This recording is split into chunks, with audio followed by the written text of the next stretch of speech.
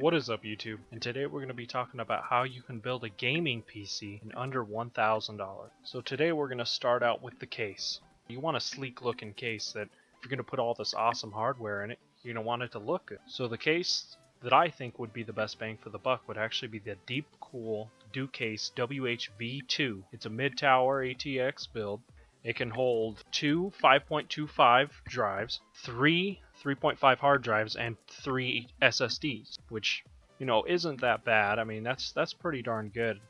The only downside to this case, I guess, that it only comes pre-installed with one 120mm fan, but you do have the option to put two 120mm in the front, and in the top you can put two 120 or 140mm in the top. Oh, sorry, and in the front you can put one 140mm, but it's a sleek looking case, you know, and it's white. It does come in black. Yeah, and by the way, you can also put a 390mm graphics card in there. I mean, I had a GTX 970, I think it was like 365. I can't remember now. I actually sold that PC, but 390mm should be able to fit all the modern, you know, or most of the modern day GPUs. You do also have the option to put a liquid cooler in it. It could support 120, 240, a 140, and 280mm liquid cooler installation at the top. So that would be helpful, especially if, you know, if you're overclocking your CPU or whatever. And also, if you guys saw that big side window, you could have put a bunch of LEDs on the side panel, and it looks really nice. I've seen some, they blink different colored lights with the music. That's pretty awesome. I've never done that. Alright, so now let's move on to the CPU. I know that people like the Intel, you know, and I know the Intel is, it is better than AMD, but AMD is more of a better bang for your buck. They really do offer great performance for what you pay for it. I'm going to tell you what I would go with. I would actually go with the AMD FX 9590. It can compare to the Intel Core i5 2500K. That's about what it compares to. The Intel i5 2500K is only, let's say, $30. I think $30 more than the AMD FX 9590. $30 doesn't sound like a lot, but if you start looking at the motherboards are a lot more, because it actually has a different socket. For those of you who don't know, it actually has an LGA 1151 socket, which is for the Intel CPUs. That's what the Intel motherboards use. So I guess if you did have the money, you could go with the Intel. You would be paying more for the CPU and the motherboard, but if you have the money, I would go for it. The Intel is a much better processor. It doesn't draw as much power. The AMD 9590 actually draws 220 watts, while the Intel Core i5 or the Intel i5 2500K only draws 95 watts. So you could potentially have a smaller power supply. I included the GTX 1060. It outperforms the GTX 970 by about 17% on the benchmarks.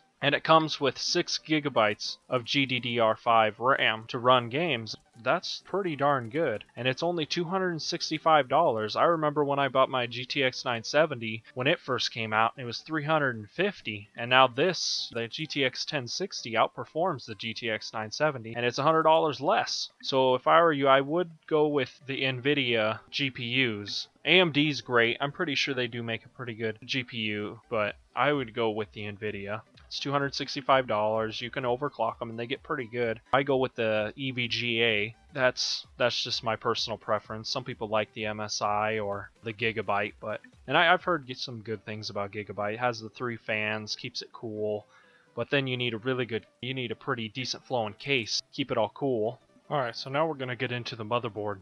For the motherboard, I would go for the MSI 970, the gaming motherboard, and that supports, you know, obviously the AMD processor, the FX 9590, because it has an AM3 socket, or an AM3 Plus socket, and it supports DDR3. I've heard some pretty good things about this motherboard. I just used the base 970 AG46 motherboard. It was made by MSI, and it did me well, but I wouldn't overclock them too much. They don't do well with overclocking. I mean, you can overclock the RAM on this one to 2133 megahertz, but I wouldn't recommend it. I wouldn't recommend overclocking at all.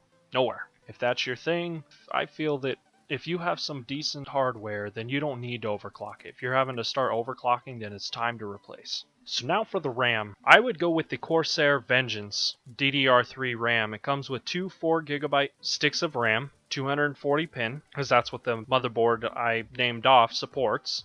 That's what all newer motherboards support anyways. I think 240 pin, and it comes in blue and black and whatever color you want. But it looks sleek, it's nice, has little ridges at the top. I don't know, I'm talking about the design, but it overclocks alright. And you can pick this RAM up for about $57.99 from Amazon, give or take, if you look around. Now for the power supply, I really would not skimp out on the power supply, because the AMD FX 9590 is a good processor, but it really does draw a lot of power. At 220 watts, you're going to definitely need something. And that big old GTX 1060. So I would go with the Corsair CX 750 modular. I mean, it's not huge, but you're not building this giant monster PC. You know, I wouldn't consider it a really high-end PC, but if you put all that stuff in there, I guarantee you it would run all, I'm pretty sure it would run all the games at 1080p, you know, mid to ultra. I would say so. But anyways, it's a Corsair CX 750 modular. I would definitely go with the modular, because if you don't, then you can't pick and choose what wires you want in there. That wire, your PC inside there is not going to look sleek and beautiful. It's going to look like this jumbled mess of wires. You won't be able to hide them very well. It will not be a good sight. It's only the 80 plus bronze, and they go with bronze and gold. The bronze is cheaper. That's what I'm going for here, is the best bang for your buck on this one. It's not as efficient as the gold would be, but it still gets the job done. So now for the memory. The memory, I would go with the Samsung 850 EVO. It's 500 gigabytes. It's an SSD, which means it has no internal running parts.